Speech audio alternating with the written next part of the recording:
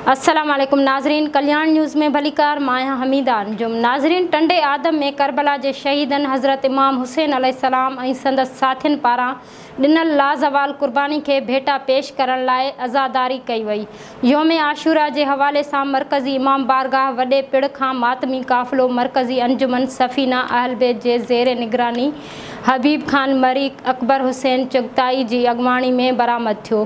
काफ़िलो रवायती रस्तनि साटिन के पिड़ जुमन शाह के पिड़ अली शाह के पिड़ खां थींदो करबला हाजी शाह पिड़ ते पहुतो, जिते मजलिस शाम गरीबा मुनक़िद कई वई, जैके आलम सगोरन खिताब कंदे सैयद अल शुहदा हज़रत इमाम हुसैन अलैहिस्सलाम ऐं संदसि साथियुनि पारां ॾिनल लाज़वाल कुर्बानी ते रोशनी विधी।